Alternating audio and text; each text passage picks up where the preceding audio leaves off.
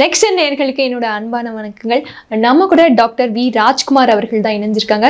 Sir, நம்ம நேயர்களுக்கு இந்த வார பலன்கள் எப்படிப்பட்டதா அமைஞ்சிருக்குன்னு கொஞ்சம் தெரிஞ்சுக்கலாமா சார்? ஜனனி ஜன்ம சௌக்கியானாம் வர்தனி குல சம்பதாம் பதவி பூர்வ புண்ணியானாம் லிக்யதே ஜன்ம பத்திரிகா கஜானனம் பூதகணாதி சேவிதம் கபித்த ஜம்பு பலசார பக்ஷிதம் உமாசுதம் சோக விநாச காரணம் நமாமி விக்னேஸ்வர பாதபங்கஜம். ஆதித்யாயச்ச சோமாய மங்களாய புதாயச்ச குரு சுக்ர சனிபியஸ்ச ராகவே கேதவே நமஹா. உலகெங்கும் வாழக்கூடிய நெக்ஸ்ட் ஜென் நேயர்கள் அனைவருக்கும் வணக்கம். நான் உங்கள் டாக்டர் ராஜ்குமார் சிவாச்சாரியார் பேசுகிறேன். எல்லாரும் எப்படி இருக்கீங்க? நலமா இருப்பீங்க நம்புறேன்.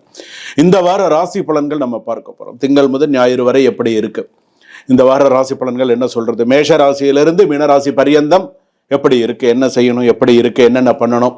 இப்போ இந்த ராசி பலனில் நம்ம பார்க்கும்போது இதில் என்ன முக்கியமாக வருது அப்படின்னு சொன்னால், இதில் முக்கியமான நிகழ்வுகள் அப்படின்னு சொல்லும்போது குரு மாற்றத்தை நம்ம பார்க்க போகிறோம். இதெல்லாம் இருக்குது. ஸோ இப்போ நம்ம ராசிக்கு இந்த வாரம் எப்படி இருக்கும், இந்த வாரம் நமக்கு என்ன ப்ளஸ்ஸு என்ன மைனஸு, நம்மளோட பாசிட்டிவ் நெகட்டிவ்ஸ் என்ன அப்படிங்கிறத நம்ம முழுமையாக தெரிஞ்சுக்க போகிறோம். இந்த வாரத்தில் நமக்கு என்னென்ன பிரச்சனைகள் வரும், எப்படி இருக்கும், எப்படி சமாளிக்க போகிறோம் அப்படிங்கிறது. சில பேருக்கு இது பார்த்தீங்க அப்படின்னு சொன்னால், இது பொதுவான ராசி பலன்கள் நம்ம சொல்கிறோம். ஸோ இது இப்படிலாம் இருக்கும், இந்த ஒரு கிரகங்களை வைத்து இதெல்லாம் இப்படி இருக்கும், இப்படியெல்லாம் இருக்கும், நீங்கள் கவனமாக இருங்க அப்படின்னு சொல்லி சில பேருக்கு இது அப்படியே பழிக்கும். 90%, 95% சில பேருக்கு அப்படியே அது பழிக்கும். சுவாமி நீங்கள் சொன்னது அப்படியே எனக்கு சரியாக இருந்தது, ஸோ அடுத்தது நான் என்ன செய்யணும் அப்படின்னும் போது அவங்களுடைய ஜாதகத்தை கொடுத்து பார்ப்பாங்க.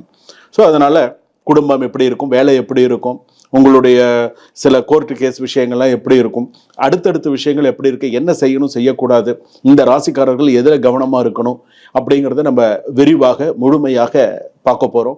இந்த வார ராசி பலன்களை கடைசி வரைக்கும் வீடியோ ஸ்கிப் பண்ணாமல் பாருங்கள். அப்போ தான் நான் என்ன சொல்லியிருக்கேன், நடுவில் என்ன விஷயங்கள் சொல்லியிருக்கேன் அப்படிங்கிறது உங்களுக்கு தெரியும்.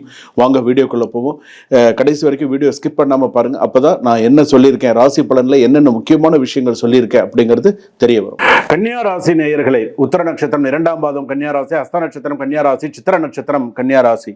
கன்னியா ராசியை பொறுத்தளவில் சரியான திட்டமிடல் இல்லை என்றால் பிரச்சனை அதிகம். கரெக்டாக திட்டமிட்டு போனீங்கன்னா பிரச்சனை இல்லாமல் ஓரளவுக்கு கொண்டு போய்விடுங்க.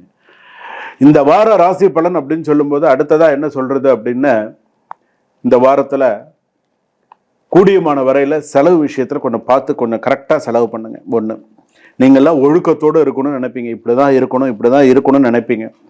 சில விஷயங்களை ஆழமாக ஆராய்ச்சி செய்பவர்கள் நீங்கள். சிறிய விஷயத்தையும் அதிகமாக யோசிப்பது உங்களுடைய பலம் பலவீனம், அதுதான். ஸோ கன்னியாராசி பொறுத்தளவுக்கு இப்போ நல்ல ஸ்தானத்தில் குரு வர்றார். ஏற்கனவே கண்டகச்சனி தான்.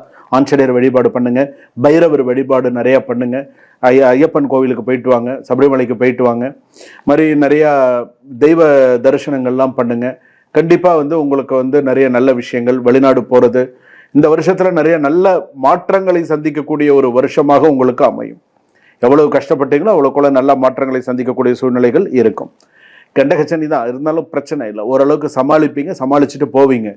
ஏன்னா கன்னியாராசி பொறுத்தளவுக்கு நிறையா சில பேருக்கு திருமணம் ஆகாமல் இருக்குது, சில பேருக்கு திருமணம் ஆகியும் பிரம்மச்சாரிங்கிற மாதிரி திருமணம் ஆகியும் வாழ்க்கையில் எந்த விதமான சந்தோஷம் இல்லாமல் இருப்பவர்களும் இருக்கீங்க. வாழ்க்கையில் சில பேர் கணவன் மனைவி குழந்தைகளாக இருக்கக்கூடியவர்களும் இருக்காங்க.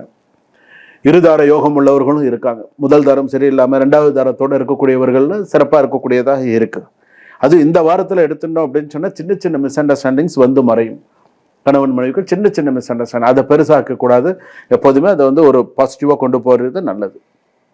உங்களுக்கு பாசிட்டிவான விஷயம் 81% இருக்குது, நெகட்டிவான விஷயம் 19% தான் இருக்குது. ஸோ யோசிச்சு நிதானிச்சு செய்யுங்க. எந்த ஒரு விஷயத்தையும் அவசரப்படாமல் செய்யுங்க. உடல் நலத்தில் ரொம்ப கவனமாக இருங்க. சில பேருக்கு பார்த்தீங்கன்னா செரிமான கோளாறு, குடல் பிரச்சனை உண்டு, நரம்பு சோர்வாகலாம். அதிக யோசனை காரணமாக சில பேருக்கு தலை சுற்றல், மன அழுத்தம், ரொம்ப யோசிச்சிங்கன்னா இந்த மாதிரியான சில பிரச்சனைகள்லாம் வரும். டேப்லெட் நீங்களாம் பிபி டேப்லெட்ஸ் இந்த மாதிரி சில விஷயங்கள்லாம் எடுக்கிறீங்க அப்படின்னு சொன்னால் சில விஷயத்தில் கூட கவனமாக இருக்கிறது நல்லது. தினமும் குறைந்தது ஒரு 10 நிமிடம் 15 நிமிடமாவது தெய்வ தரிசனம், சுவாமிக்கு கோவிலுக்கு போகிறது, சுவாமி தரிசனம் பண்ணுறதெல்லாம் பண்ணினீங்கன்னு சொன்னால் சிறப்பு. கூடியமான வரைக்கும் உங்களுடைய வேலை விஷயத்துலலாம் கொஞ்சம் கவனமாக இருங்க. வேலை விஷயங்கள், வேலை சம்மந்தப்பட்ட விஷயத்துலலாம் அதிக பிஸியாக இருப்பீங்க வேலை விஷயத்தில். ஆனால் உங்களோட திட்டமிடல் வெற்றியை தரும். புதிய பொறுப்பு அல்லது ப்ராஜெக்ட் கிடைக்கலாம். நிறைய நல்ல விஷயங்கள், new responsibility or project may come your way. So நிறைய நல்ல விஷயங்கள்லாம் நடக்கிறதுக்கான வாய்ப்புகள். சிறிய கருத்து வேறுபாடுகள் இருந்தாலும் நீங்களால் சமாளிக்க முடியும். வீட்டில் உங்கள் ஆலோசனை மதிக்கப்படும். நீங்கள் ஏதோ ஒரு விஷயம் சொல்லுங்கன்னா வீட்டில் அதை கேட்டு செய்வாங்க. அதுக்கு எந்த விதமான மாற்று கருத்தும் கிடையாது. தம்பதிகளுக்குள் திறந்த மனதுடன் பேசுவது உறவை மேம்படுத்தும். நல்ல ஒரு நிறைய நல்ல விஷயங்கள் நடக்கிறதுக்கான வாய்ப்புகள் இருக்குது. நிறைய செலவுகளை நிறைய விஷயங்களை கொண்டு வந்துக்காதீங்க மைண்டில். நிறைய செலவுகளை கொண்டு வந்துக்காது. கொஞ்சம் என்ன கண்டகச்சனி இல்லையா, கொஞ்சம் பார்த்து பார்த்து தான் செய்யணும், அவசரப்படக்கூடாது. ஏதாவது ஒரு நல்ல விஷயம் வருதா பயன்படுத்திக்கோங்க, தப்பு கிடையாது. புதிய அறிமுகம் கிடைத்து புதிய நபர்களால் அறிமுகம் கிடைக்கக்கூடிய வாய்ப்புகள் உண்டு. அந்த மாதிரி அறிமுகம் கிடைக்கும் போது பயன்படுத்திக்கோங்க. நிறைய நல்ல விஷயங்கள் வரும்போது வாய்ப்புகளை பயன்படுத்தி கொண்டால் சிறப்பு. அதே போல பார்த்தீங்கன்னா விவாகரத்து அப்படின்னு எடுத்தோம்னா ஆவணங்கள் மற்றும் சட்ட விஷயங்களில் உங்களுக்கு சாதகமான முன்னேற்றம் இருக்கும் அப்படின்னு தான் சொல்றது. ஃபேவரபிள் மூமெண்ட்ஸாக தான் இருக்கும். ஸோ கவலைப்படாது. புதன்கிழமை வரும்போது இல்லையா, புதன்கிழமை அன்னைக்கு லக்ஷ்மி ஹயக்ரீவர் வழிபாடு பண்ணுங்க. முடிஞ்சால் தன்வந்திரி வழிபாடும் பண்ணலாம், பண்ணினால் சிறப்பு. அல்லது உங்களுக்கு டைம் கிடைச்சது லக்ஷ்மி ஹயக்ரீவர் அல்லது தன்வந்திரி பகவான் வழிபாடு சிறப்பு.